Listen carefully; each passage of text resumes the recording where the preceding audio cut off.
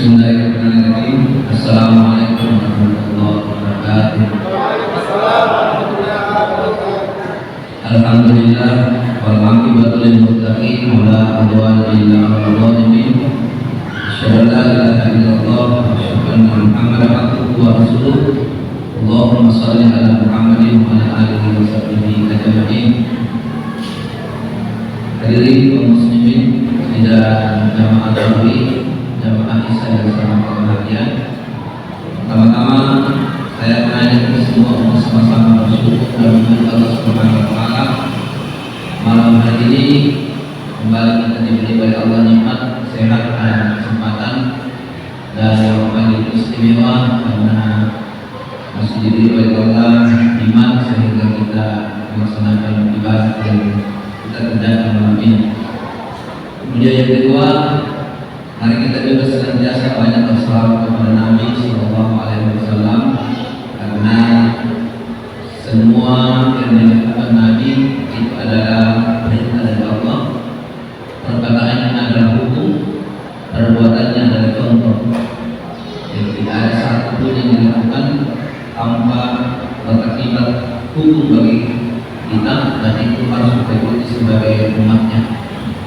Melalui gagasan yang hadir, ada tulisan saya pernah baca bahwa yang dipanggil ini berpuasa dan beribadah itu orang beriman. Ya. Ayatnya jelas sekali kalau panggilannya orang berpuasa dan melaksanakan ibadah lagi orang beriman. Sehingga bukan manusia secara umum dipanggil, bukan juga umat Islam, tapi dipertajam sedikit dan puasa atau memanfaatkan Ramadan untuk kali. Karena imannya orang berbeda-beda, maka Ramadan ini dijalani oleh orang Islam dengan 3 golongan. Ada golongan pertama, Bapak teman di perantara untuk Islam, lalu kemudian ada 3 golongan ini dalam ibadah Ramadan. Golongan yang pertama, ada orang semangatnya di awal Ramadan itu luar biasa, persiapannya menyambut Ramadan itu luar biasa. Ya, pemerintah hebat. Ya, sekarang aja persiapan karena pakaian malam apa saja nasi, karena ini menyambut yang gembira, itu tidak salah. Tetapi kenyataannya antara semangat di awal Ramadan dengan semangat setelah masuk Ramadan tidak berbanding lurus, sehingga ada orang di awalnya itu baik, tapi di akhirnya itu buruk. Buruk nak orang haji ini orang semangatnya, dia orang juga betul masih kan, ya. Kemudian dia orang, ya nah, alhamdulillah luar biasa semangatnya. Tapi ternyata tidak berlangsung lama kelamaan redup imannya, cahaya sudah mulai redup, akhirnya hanya bertahan di bawah penyisihan. Jadi kita banyak bawah penyisihan, mantap itu. Nah sahabat kita sahabat karena memang ukur ini sahabat ini. Mana ini kira-kira kalau motor pos bermangkok karena dia posisi di awal, jadi dia berakhir di tengah. Untuk kalau sesuatu di tengah, kadang-kadang dia berbuat tengah aneh. Ini golongan yang pertama, dan itu fakta sudah kelihatan secara umum, dan itu pengalaman seperti itu setiap tahun. Itu sebabnya tidaklah heran kalau ada muslim memang di awalnya belum, tapi berjalannya Ramadan ini tidak selamanya belum, karena memang pengaruh iman itu beda setiap orang. Yang kedua, ada orang di awal dan di tengah sampai di akhir Ramadan stabil, tidak surut, tidak juga naik. Jadi istiqomah. Ya, istiqomah artinya tidak saling dulu, tidak pelan-pelan. Jadi minta-minta namanya al-muqtasidun. Golongan ini adalah golongan yang tengah-tengah. Ini golongan yang baik. Nah, ini baik ini. Jadi dia mulai start, dia berdoa supaya Allah beri kesehatan. Dia berdoa, berkomitmen di hatinya bahwa saya setiap malam datang berjamaah, kemudian puasa saya jaga dengan baik, dan kemudian dia mempertahankan sampai terus tiba akhirnya lulus atau menang karena mampu menyelesaikan Ramadan itu. Namanya Muqtasidun. Dan yang hebat dan terakhir ini golongan yang ketiga. Golongan yang ketiga ini adalah dari awal pelan-pelan berjalannya Ramadan semakin naik, semakin mendekati selesai Ramadan semakin naik lagi. Ya, terutama di malam 10 terakhir Ramadan itu dia memang bersungguh-sungguh di 10 malam itu untuk menggunakan sebaik mungkin kesempatan yang diberikan Allah kepadanya. Dan inilah golongan yang terbaik di antara dua golongan tadi. Tapi golongan yang pertama itu sudah jatuh, sudah kalah. Golongan yang kedua lulus dan tetap mendapatkan kemenangan. Golongan yang ketiga ini yang terbaik. Karena ini mampu grafiknya naik terus sampai akhir Ramadan. Pertanyaannya, apa yang boleh ditingkatkan di 10 terakhir? Ya, apa yang boleh ditingkatkan? Kalau 1 sampai 20 kan biasa-biasa ini. Supaya ada perbedaannya antara 1 sampai 20, maka 21 apa yang boleh ditingkatkan? Setidak-tidaknya di pengamalan Nabi ada 6 yang harus naik, tambah naik sedikit kalau letaknya malam 21 ke atas. Yang pertama adalah itikaf. Itikaf yang kita pahami selama ini jamaah sekalian, itu harus berlama-lama karena dari kata apa artinya terdiam atau mengurung diri di masjid. Tadi sore saya mengisi pengajian Muhammadiyah di Antam. Ada yang tanya saya, Ustaz, bisa kita di rumah? Google kan. Saya langsung cari dan ternyata 4 mazhab itikaf itu hanya dikenal di masjid. Jadi itikaf ada di masjid kan. Tapi ada yang mau saya luruskan Pak. Ada yang memahami itikaf itu berlama-lama di masjid. Ya baca Quran, salat dan berzikir. Menurut pendapat yang kuat, itikaf itu dia 1 jam. Jadi apalagi ada ceramah Pak, lebatkan sebesar yang bisa. Apalagi ada ceramah sampai lebat tarawih, niatkan untuk itikaf. Berniat untuk itikaf.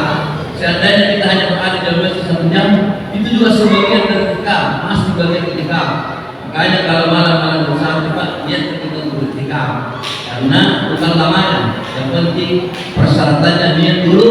Kemudian apa yang kita lakukan itu adalah semua perintah Allah. Dengan ceramah, diskusi, dengan pengajian atau apa saja, itu yang harus kita tingkatkan di 10 terakhir Ramadan. Yang kedua, yang mau ditingkatkan ini Pak di bulan di 10 terakhir itu adalah tingkatkan baca Quran. Maksudnya jemaah sekalian, kalau malam-malam sebelumnya hanya 1 juz, gimana ini? Sampai saya juz, insyaallah bisa 2 juz. Jadi ada programnya day 1 juz, night 1 juz. Siang 1, malam 1. Tapi kalau bisa malamnya tambah lagi lebih dari 1. Karena itu harus naik, grafiknya harus naik. Yang ketiga adalah tingkatkan sedekah. Sedekah itu harus ditingkatkan di 10 malam terakhir. Yang keempat adalah tingkatkan zikir dan istighfar. Dan yang kelima ini yang penting adalah ya selesaikan dengan tuntas bayar zakat, terutama zakat fitrah. Karena itu kewajiban dan berhubungan erat dengan puasa.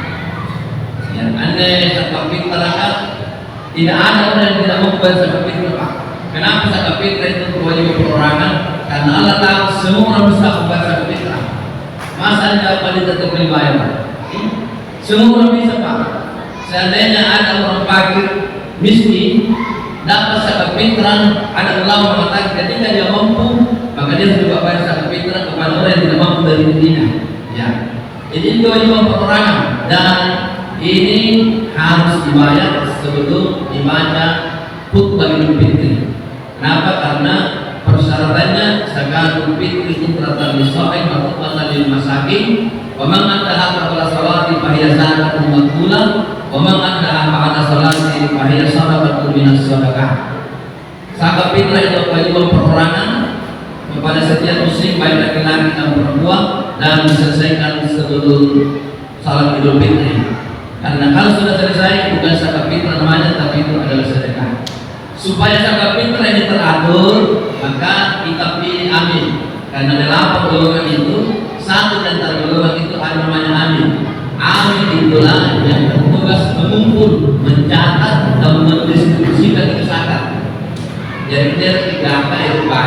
supaya dia menetapkan ketika nanya itu kasihan di sehari, inanya kasihan di sehari, misalnya mengambilkan, ya, ambil pemimpin entah terima, tanpa terima juga ambilkan, tapi hanya itu pasal kasar kapal tuan ini, pernah tidak terlihat nampak kita ada beberapa doa saya kisah banyak, cukup kita baca, Rabbana taqabbal minna, innaka antas samiul alim, itu saja doa. Hanya upaya kasar kita doanya itu.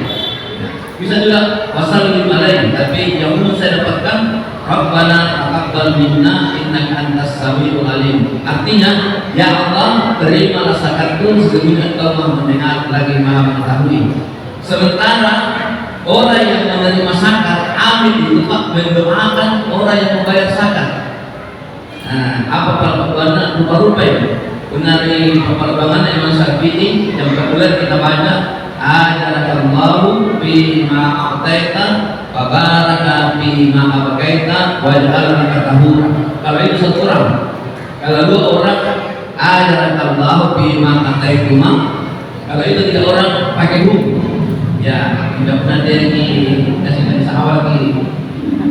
Yang paling dari ya, harus dikatakan kalau dua itu rumah, kalau tiga hum. Ya, jadi kalau kita bahasa Arab seperti itu, tapi kita jadi bahasa Arab dari orang dari bahasa Arab cukup ajarakallahu bima a'taita. Semoga Allah membalas apa yang Engkau berikan atau apa yang Engkau keluarkan, wa baraka bima abqaita, dan memberkati harta yang tersimpan padamu. Ya. Doa yang langsung diterima oleh Allah adalah doanya orang yang membayar zakat, doanya orang yang menerima zakat kepada pembayar zakat. Itu langsung diterima oleh Allah di dalam Al-Quran. Makanya jangan sembarang kurangnya bisa apa yang suka itu kami berbagi ini nampak ini itu berbagi namanya yang nampak di satu tersereset dari nanti zakat nanti dengan sementara yang menerima juga dengan tenang mendoakan orang yang membayar zakat. Itu tujuannya pada agama, sehingga setiap orang yang melaksanakan hal seperti ini itu berupa memang apa harta yang tersimpan padanya dan diberikan kepada Allah, hidupnya jadi berkah. Kenapa? Karena ini langsung transaksinya Allah. Allah yang langsung sampaikan kepada itu, sehingga kita jadikan saling mendoakan antara pembayar dengan menerima zakat. Yang terakhir teman sekalian, selain dari zakat ada sedekah dan ada infak. Ada selain infak ada hadiah. Ya, Nabi tidak menerima sedekah, hanya menerima hadiah. Tapi umatnya boleh menerima zakat, boleh menerima hadiah, boleh menerima sedekah. Kenapa banyak begini harta yang bisa kita keluarkan menjadikan pahala? Karena memang di hari kemudian harta itu yang paling banyak di tanah. Ya, Imam Ibnu Qayyim al-Jauzi mengatakan bahwa siapa yang rajin bersedekah, rajin berinfak, ada 5 keutamaan diberikan oleh Allah. Yang pertama, dia akan dimenangkan untuk sakaratul maut. Yang kedua, lampu yang paling terang di alam kubur, lampunya orang-orang yang dermawan. Yang ketiga, pintu surga paling luas yang akan dimasuki nanti adalah pintunya orang-orang yang dermawan. Yang keempat, siapa yang rajin bersedekah dan berinfak akan meringankan tugasnya di hari kemudian karena bisa menjawab semua pertanyaannya. Itu utamanya rajin bersedekah dan rajin berinfak, sehingga harta kita memang tidak bisa dihormati, tapi bisa kita kirim dan kita bisa membantu kita menjadi syafaat di hari kemudian. Terakhir sekali, sebuah tafsir saya baca, kajian saya baca bahwa kenapa finnalit umatkan, atau kenapa kalau kita selesai puasa kita ada namanya malam takbiran. Kenapa bukan malam tahmidah? Kenapa puasa ini ditutup dengan takbir? Ya, yang saya tahu Pak, kalimat takbir itu begitu dibaca, ujung-ujungnya kalau kalimat takbir itu Pak ada kemenangan yang besar di bagi. 3 sunatnya kalimat takbir bisa digunakan. Yang pertama, kalau kita salat itu Pak, mulai dari panggilan untuk salat azan kalimat takbir. Pelaksanaannya salat itu semua kalimat takbir kecuali sami Allahu liman hamidah. Yang kedua, setelah kita puasa, kita selesaikan puasa itu dengan kalimat takbir. Dan yang ketiga, orang-orang tua dulu melawan penjajah hanya menggunakan kalimat takbir. Karena kalau menggunakan senjata tradisional tidak mungkin menang dengan melawan penjajah. Hingga dia takbir daerah sehingga dia bisa menangkan perjuangan sekalipun senjatanya apa adanya. Apa artinya? Bahwa puasa itu bukan kemenangan biasa. Puasa itu kemenangan yang luar biasa. Siapa yang tidak mau berjumpa dengan Allah dan hanya orang beribadah puasa akan berjumpa dengan Allah karena pahala akan langsung diberikan oleh Allah. Salat itu bukan kemenangan biasa. Salat itu kemenangan luar biasa, memperbaiki hidupnya dan menyelamatkan di akhirat. Siapa yang menjaga salatnya akan terjaga hidupnya dan keselamatannya di akhirat dijamin oleh Allah Subhanahu wa taala. Makanya segampang itu kalimat takbir diucapkan. Yang saya tahu hanya 3 sering dipakai. Kalau kita memanggil salat pakai takbir. Kalau kita selesai puasa kita malah takbiran. Bukan alhamdulillah, tapi kita dijanji oleh Allah kemenangan yang luar biasa. Dan orang-orang tua dulu selalu menggunakan kata takbir kalau dia melawan musuh.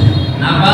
Karena dia punya sandaran dan dia punya backing, dia punya pelindung yang tidak bisa dikalahkan kalau Allah yang mendampingi kita.